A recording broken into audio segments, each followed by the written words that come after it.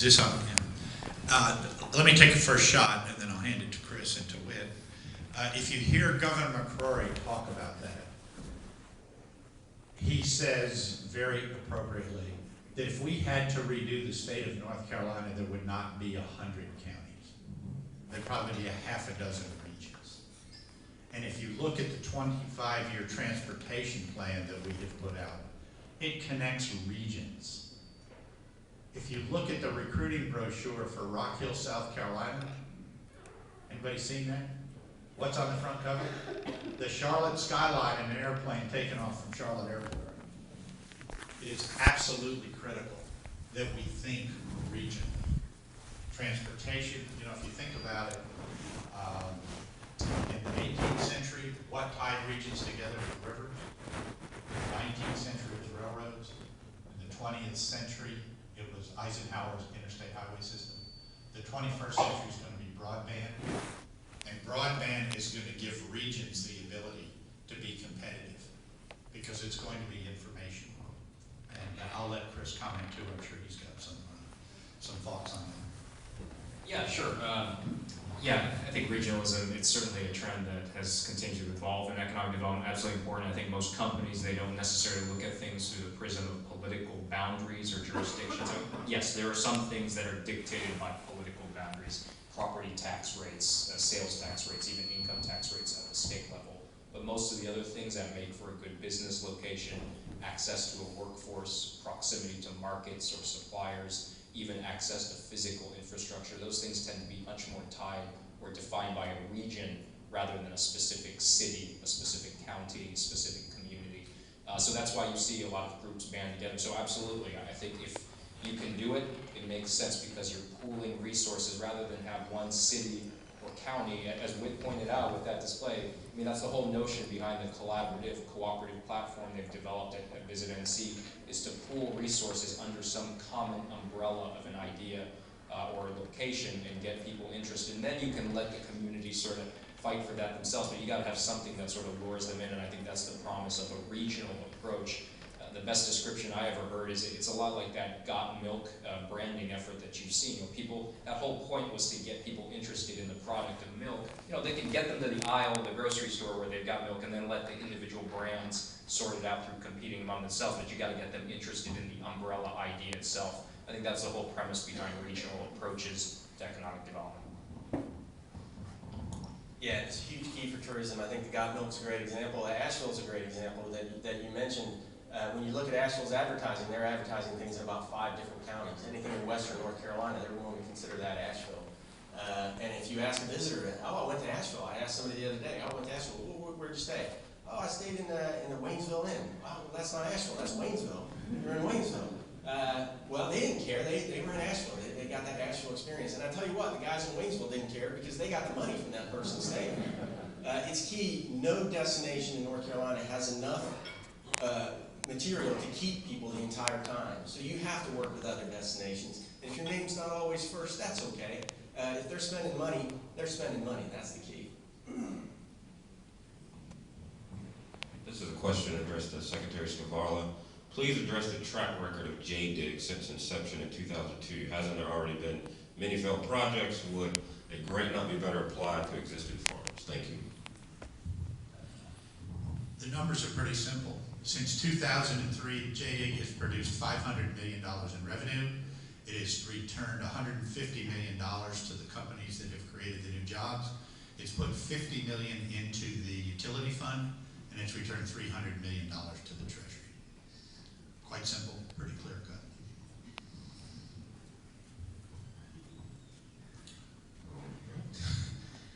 This is for Chris. In regard to 5 distinct areas of economic development, how would you rank them for Eastern North Carolina versus the Triangle? Great question. Actually, I've not heard that question yet. I think it's going to depend on each area. I mean, I think they're all important. I know that sounds like an easy dodge, but I think any economy, whether it's local, regional, or statewide, it is missing an opportunity to fully realize its potential if it's not executing on each one of those 5 strategies effectively. I mean, you could just put all your eggs in the business recruitment basket or in the tourism basket, and that wouldn't alone be enough to power your local or regional economy to its fullest potential. That's why states focus on these different 5 areas. Now, at a specific individual community level, that will no doubt vary. I mean, if you're home to a wonderful, if you're blessed with a natural, scenic environment, tourism is probably going to be your largest ace in your hole versus attracting industry. If you're sitting at the juncture of 2 major interstate highways and a heavy power infrastructure and railroad, you're probably going to focus a lot more on existing industry support and new business attraction. So I think it really depends on which part of the country you're talking about. But that speaks, I think, overall to understand what do we have in terms of assets, and how do those assets match up against where we think the economic development in this area will come from. And that's all part of that local strategic planning process. So it may sound a bit of an elusive answer, but I think that's because it's a bit of an elusive question. This question is for Wood. Given the local debate regarding Rocky Mount's downtown development, could you say more, elaborate on the connection of downtown and tourism and growth? All right, I'll go back to my presentation. No, I'm just kidding. But I think that's the key. You know, people want that center. They want to feel a place. They want a sense of place, of authenticity. And a lot of places can't have that. Charlotte's a wonderful place. It's great. It gets a lot of business, but it doesn't have that authentic feel of what is Charlotte. It's a big city. It doesn't have that character. I think Rocky Mountain has that still. The challenge is making that come alive, making a visitor get there, promoting it to them so they know it's there. You've got such drive traffic coming off the highway, and your hotels are so convenient to the highway, that's fantastic. But you don't want the visitor to never drive through downtown. They have to make that connection. So what you've got to do is draw them from those spots into the downtown. And that's the challenge, and that requires marketing. Which is why historic tax credits are absolutely imperative.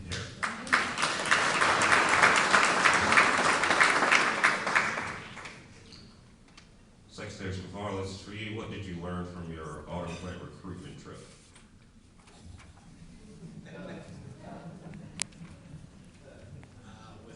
Without delving into the realms of areas that will get me in trouble, you have a wonderful site here. It is absolutely competitive. We have other sites in the state. Ultimately, the customer will make the decision. You're doing a great job, and obviously no site is perfect. There's some things that probably need to be beefed up on all of the sites, but the reality is you're very much involved. I would say, having been part of that effort and some other efforts in my past lines of work, I think one thing that the automotive industry is showcasing is that this competition is no longer just about state versus state.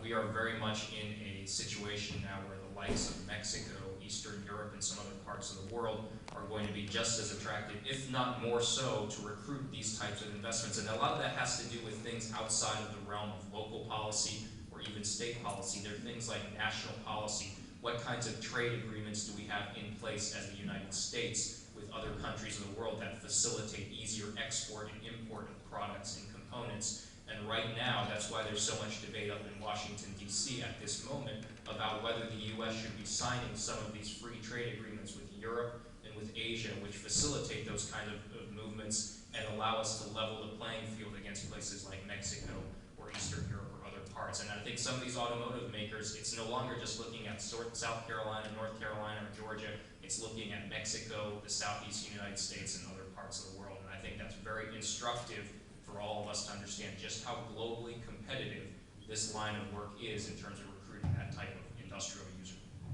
Chris, you made a comment while you're on that subject about 10%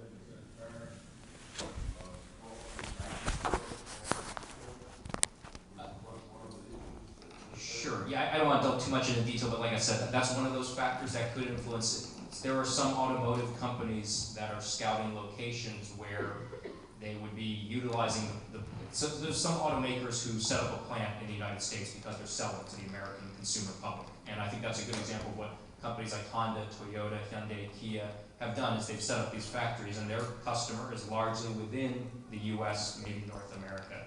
But there are plenty of other automakers that are looking at potentially setting up manufacturing plants in the US to use largely as a place to manufacture quality products, but then export to the rest of the world. Well, when you export from the United States to other parts of the world, in some parts of the world where we don't have a trade agreement in place, American-made products are penalized with a tariff that can be as high as 10–15% in addition to the value of the car.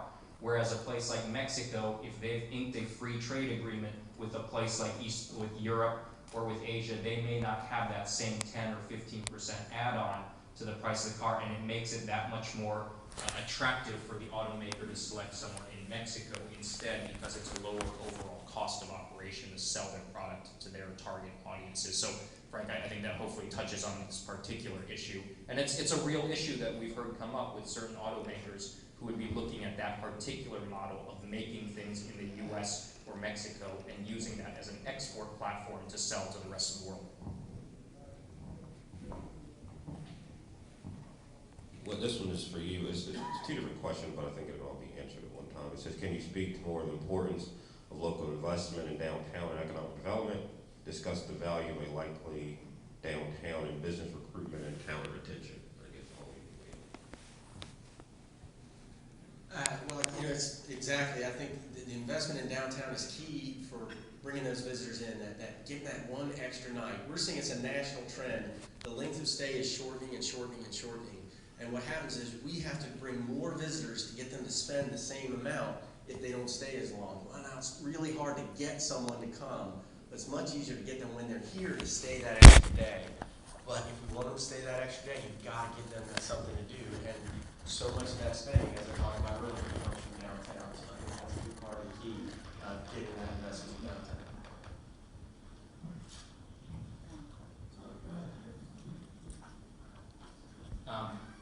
Yeah, I mean, I think ultimately we talk about something like attracting a company in, or even holding on to the employers that are there. You're talking about quality of place, just as tourism promotion and destination marketing are about quality of place. And the more vibrant of a community, you saw that critical mass slide that Whit put up there about having those places open past 5 p.m., those restaurants, those, what was the third category, stores or something like that. Quality of place, a vibrant environment. I mean, picture a company executive or a team of executives. They've narrowed things down to 2 or 3 locations where they want to set up a brand new manufacturing plant. And they're visiting each one of these 3 finalist communities to kick the tires on workforce access, transportation, cost of doing business, incentives. They're having all these conversations, but they're also trying to get a sense of the vibrancy of the area. Just as most of you would, you're going to be using that as some intangible cue about the prosperity of the area, the attractiveness, the ability to recruit people to that location if that's where you end up going, and the outward appearance, the vibrancy of your downtowns, the vibrancy of your community, even the attitudes of your citizens, all reflect on what an executive will see when they set foot in a community. One of the best case studies I remember reading about when I first started in this line of work almost 20 years ago, Micron, it was a semiconductor manufacturer looking for a big semiconductor production plant. They basically sent 2 or 3 key executives in charge of this decision incognito into the final 2 or 3 communities. They had them sort of visit diners, visit local restaurants, local watering holes, whatever, and just sort of chatted up the citizens to get a sense of, are these people proud of the community that they live in, or are they poo-pooing the area just as a place no one wants to come to? And you can imagine something like that. You all are ambassadors for the community that you represent. That's what I always want people to understand is you never know that next conversation you have with someone in a local diner or sitting on an airplane traveling somewhere else. You're an ambassador of Rocky Mountain. And what you say and how you characterize what's going on in your community could be and likely will influence the way that outsiders see this area, especially when they're making important decisions about where they choose to locate. So I think that's a broader issue, but absolutely ties back into how the community itself presents the area. Yeah, I think that's the key, and I also say, I understand, not every downtown, you can't fill up those businesses, they're gonna be empty storefronts. But part of it is marketing, and almost, I don't wanna say trickery, but there's ways to do things where, okay, if buildings aren't full, it's one thing if they look like they're not full, and it's another if they have posters in them and they look like the community cares. There's a difference there. So I'm not saying you have to fill up every business in downtown, but you got to make it look like people care about this downtown, and people come and they want to be there.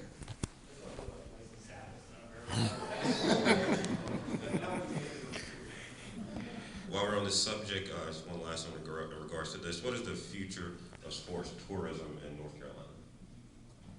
I think that's an area where Rocky Mount deserves a tremendous amount of praise. Sports tourism is huge, and it will continue to grow, and I think Rocky Mount's a great example of what you've done here. Sports business, when it relates to tourism, is really their meetings and conventions, but instead of happening in a beautiful facility like this, they happen on an athletic field. And the great thing about sports business is when the economy goes into recession, sports does not. Because I don't care how bad my job is, when my kid's got a little league baseball tournament that he's going to on his travel team, I'm going. And if it's a daughter, then the whole family's going. It's really huge, it's important. We continue to run Sports NC, which is a collaboration between the tourism office and sports commissions throughout the state. Rocky Mount does a fantastic job with that, and I think it's a great way to get people to come to your community. They come here as a visitor for a sporting event. And there are a lot of corporate people that come with their families, and it's a great way to get that experience and a positive experience about a town. Congratulations to Rocky Mount for what you do with the parks and all that. This question says, when is the Bonner Bridge going to be replaced to protect coastal tourism? Please comment on Timberwood. Chris, they had a question about exports and the future outlook.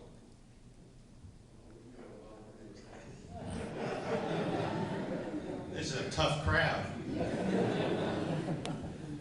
The money for the replacement of the Bonner Bridge is appropriated. It's sitting there and waiting to be spent. And it has been bottled up in the courts. I know Secretary Tata has been working tirelessly to try to negotiate with the folks that have it bottled up. And I haven't heard any recent progress on that front.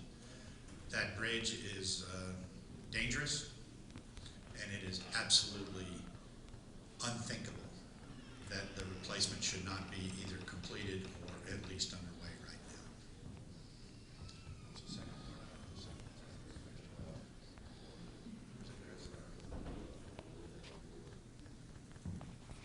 Export of timber wood? I'm not sure.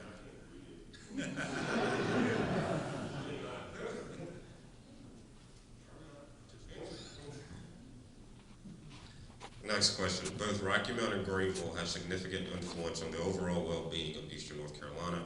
What's the best way to promote more collaboration between these two cities?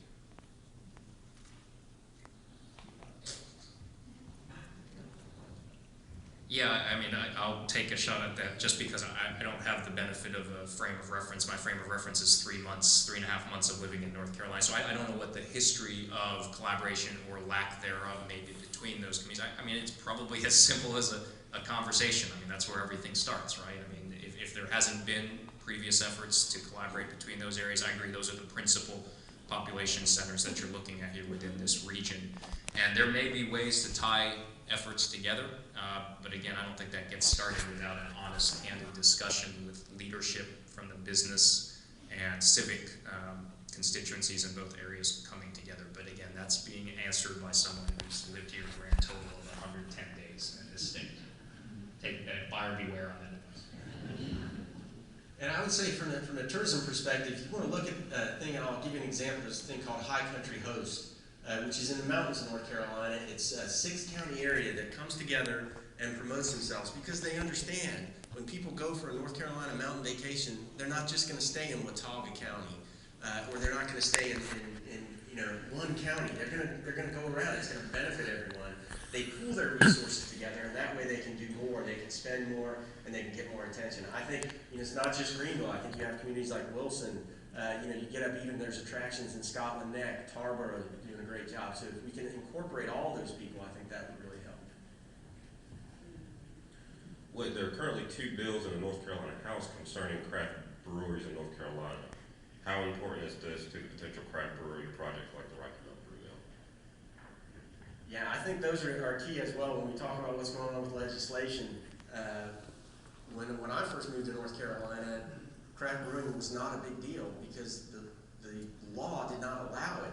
Didn't allow that higher alcohol content that you need for craft brews. They're such a big part of that industry. There were some people that worked really hard to get the law changed, and we see what's happened now.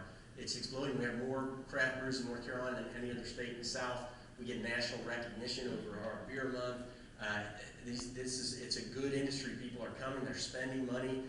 It's helping a restaurant industry in North Carolina because it gives another reason for people to go and eat. Well, that's going to reach a point, and it's not going to be able to flourish anymore without that ability that they have to sell their beer. And it's not just craft brewery. There's legislation that's also hampering distilleries from growing in North Carolina. And I think that's another great North Carolina story when we can talk about moonshine and do that in a way that gets people to come and gets them interested in North Carolina, gets them spending dollars. But if the law doesn't allow that to grow, if it holds it back, then it is going to restrict it. And particularly, I think we'll see that in Rocky Mount, because I think the brew mill is a really exciting anchor. And if you have that one anchor, everything else comes easy. It's all downhill after that. For Secretary Scavarla, you speak of the J-Dig as a return of revenue. Would the message be better understood as being explained with incremental revenue for the state? And then it also asks a question, how can the disconnect in the legislature for J-Dig and incentive presumption be resolved? Again, from your mouth to God's ears. We are trying to actually change the name of the program to Job Grow Reimbursement, so people will at least understand ab initio that it is truly new revenue from new jobs partially reimbursed to the creator of those jobs. How we break the impasse? You are probably as helpful and as beneficial to this process as anyone. At the end of the day, you have the ability to exert pressure on people that you have elected to represent you. And that's why it's critical for you to continue to re-educate those that you talk to that are knowledgeable and concerned about this issue to do the same thing. Because at the end of the day, we have a wonderful democratic process that's the best in the world. Reasonable people can differ as to approach. But at the end of the day, you're the ones that make the decision as to who goes where to represent you on those matters. And at some point in time, they are supposed to listen to you. So in other words, it's all your fault.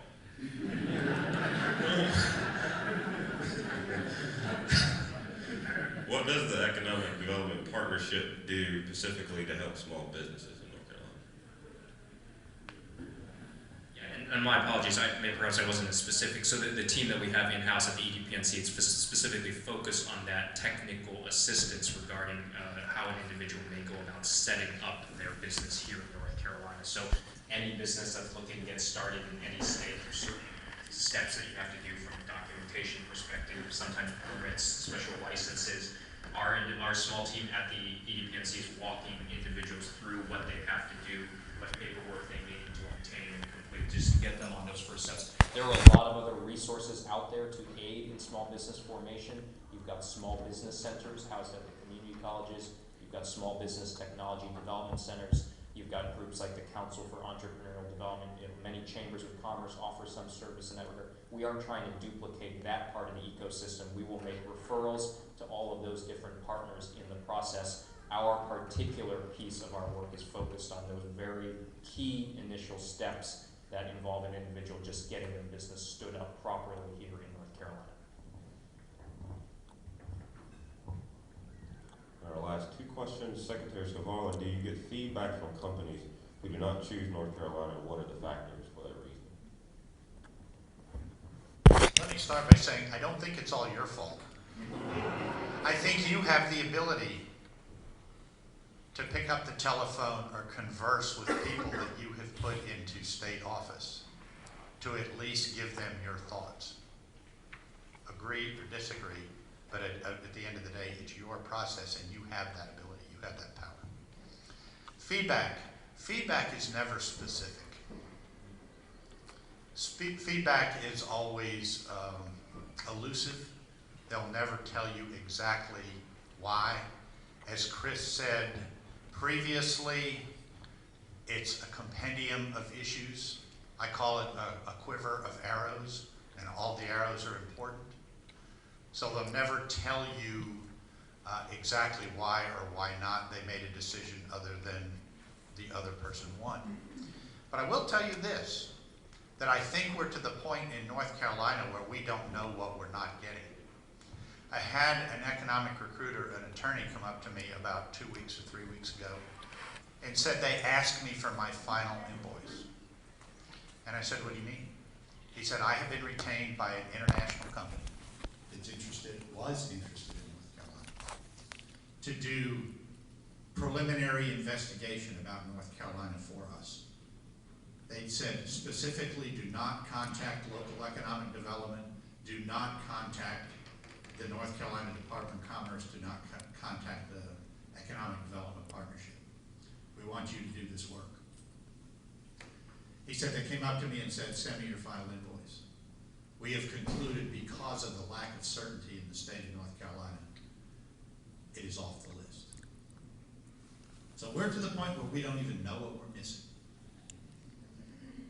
So I think that is probably as much specificity as I have heard in a long time about North Carolina, but there is no question that the lack of certainty about our programs in North Carolina is costing us and potentially costing us dearly. And the last question is for Whit.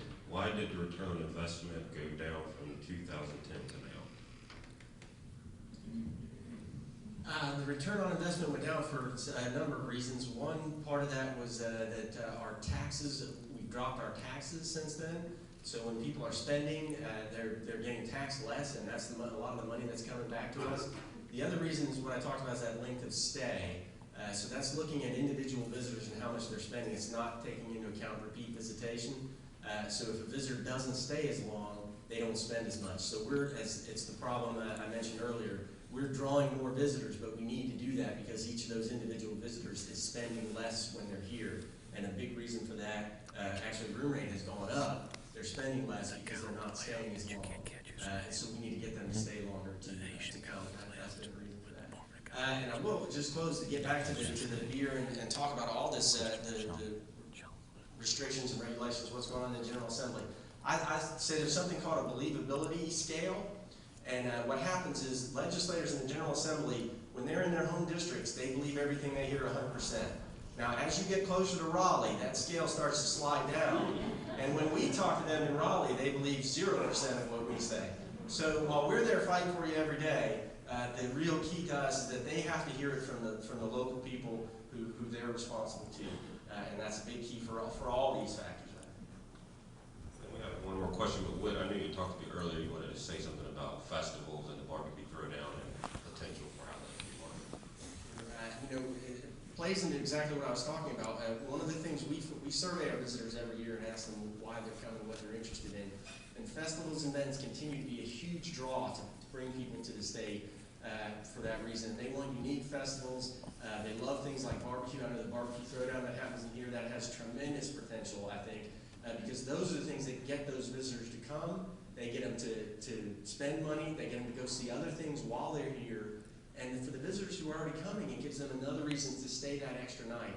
But if they don't know about it and you don't promote it, they're not gonna come. It's just not gonna happen. But festivals and events are really key. We try to get people to do that instead of cutting rate. What a lot of people do is they try and offer a discount, a deal. You don't want to do that because then you have to work even harder to get that money. What we want to do is give people added value. One of the biggest things you can do for added value is an event or a festival. And the last question is one of the largest JDIG awards that did not work out was Dale. What was the impact of JDIG in North Carolina? There was no impact. Dell got a large JDIG award. They pulled out of the state. They built a building. They pulled out of the state. They repaid 100 cents on every dollar that they received. And another company moved into the facility and has hundreds of employees and is growing. So there was no impact. That was part of the clawback. That's part of the deal that is made with these companies, that if you don't fulfill your obligation, you leave the state, you pay it back. You got paid back. Well, this ends our question and panel period. I'm just asking, we just stand and thank the three speakers for being here and then some forthcoming attention.